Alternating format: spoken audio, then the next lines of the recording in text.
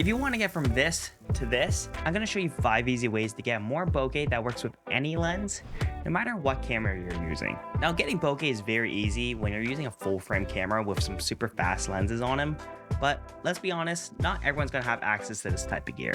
So yeah, I can't throw this camera.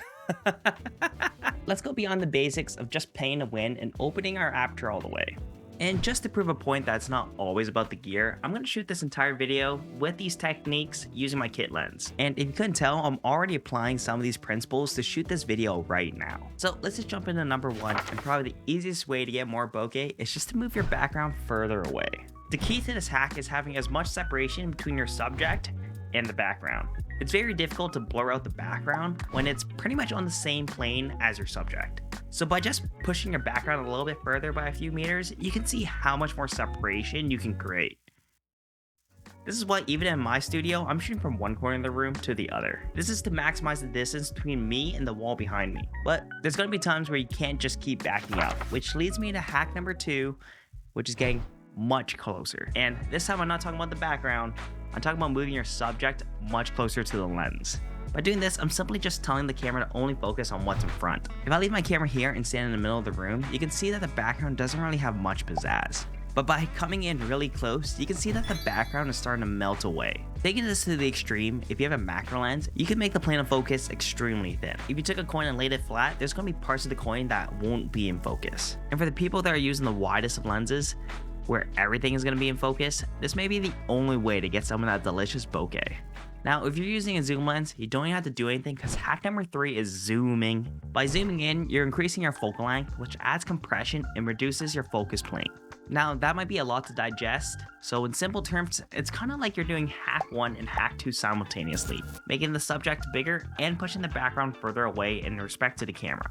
Now, I know there's going to be someone in the comments that says, the background looks like it's getting bigger though, which is visually true. If I put the camera on a tripod and just zoom in on the subject, the background will look like it's being pulled in, but what's actually happening here is we're just shooting a narrower field of view and capturing a tighter portion of the background. But none of that really matters right now because all we're trying to do is create more of that creamy bokeh. Now I'm going to warn you that the next 2 hacks are only going to work with photos. So if you're a video shooter and tried all the methods above and you're still not getting enough bokeh, then you might just be shooting in situations that are just way too bright and the camera's trying to prevent your video from being overexposed by stopping down your lens. You may need to pick up a neutral density filter or an ND filter for short. These reduce how much light passes through your camera so your lens can stay wide open.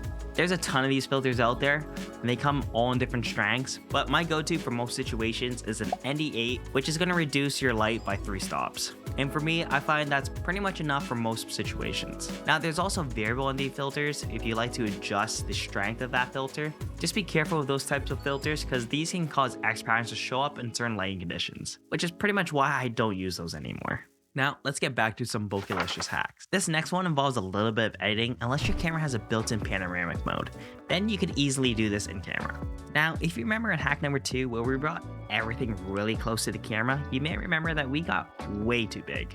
But there is some really nice bokeh there in the background. So what if we could just widen these edges a bit?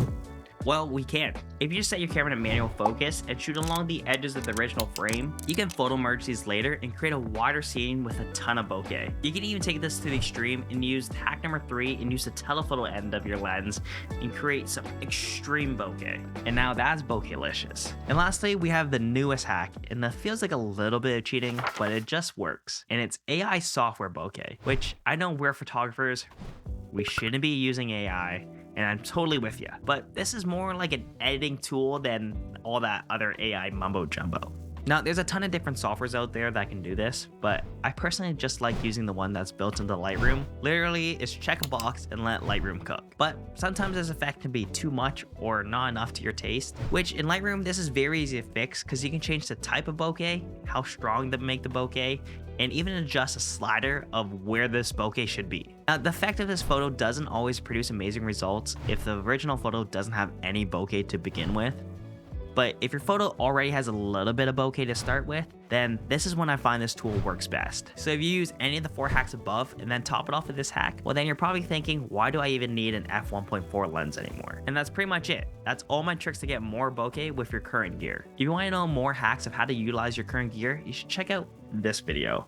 about how you can expand the zoom ranges of any lens you have, even if it's a prime lens. And if you found this video helpful, I would love if you could hit that like button or subscribe to the channel. If you have any more tips or have any questions, just feel free to drop a comment below. And until next time, ciao.